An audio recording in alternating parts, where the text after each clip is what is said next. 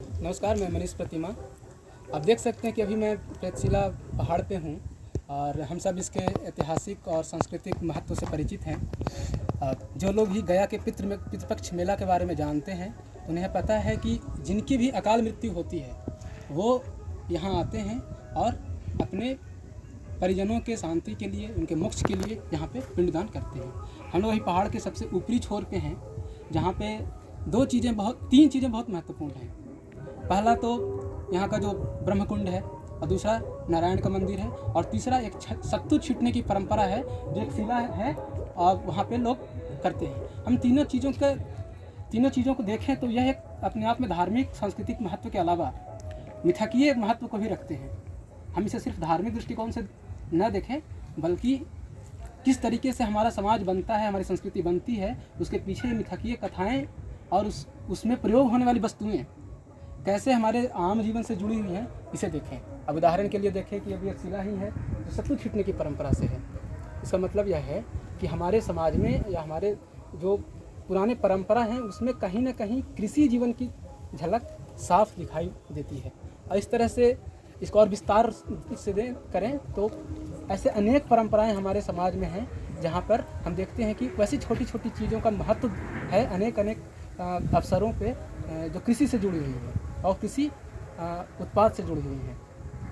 ये तो हुई यहाँ की सांस्कृतिक और ऐतिहासिक महत्व के बारे में, मिथकीय कथाओं के बारे में।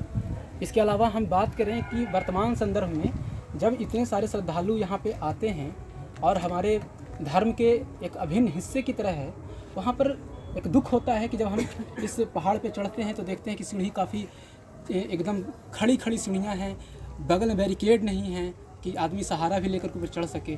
600 सीढ़ी चढ़ना मामूली बात नहीं है बुज़ुर्गों के लिए या जो मध्यस्थ अवस्था के जो लोग हैं। तो सरकार को इन चीज़ों पर ध्यान देना चाहिए जहाँ पर हज़ारों श्रद्धालु आते हैं और इससे काफ़ी पैसा काफ़ी लाभ होता है यहाँ के आसपास के लोगों को।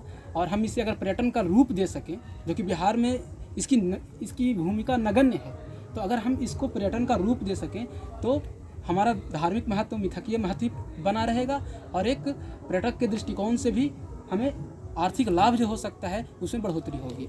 इसके अलावा जो यहाँ तालाब है, अगल बगल का जो ग्रामीण क्षेत्र हैं, हम उनको ही विकसित करने के बारे में, उनके सौंदर्यीकरण के बारे में ज़रूर विचार करें। और हम गया के निवासियों से और उसके आसपास के लोगों से, अपने जान पहचान के मित्रों से अनुरोध करूँगा कि इस बारे में हम जागरूक रहें और इस पर गया प्रशासन, राज्य सरकारें भी सोचें कि हम कैसे गया में इतने सारे पहाड़ हैं, इतने सारे पर्यटन के अवसर हैं जहां हम सौंदर्यीकरण कर करके अपनी मिथकीय परंपरा को, अपनी धार्मिक परंपरा को और ऐतिहासिक महत्व की चीज़ों को बचा के रख सकते हैं और उससे हम आसपास के लोगों को रोज़गार के नए अवसर भी उपलब्ध करा सकते हैं। धन्यवाद।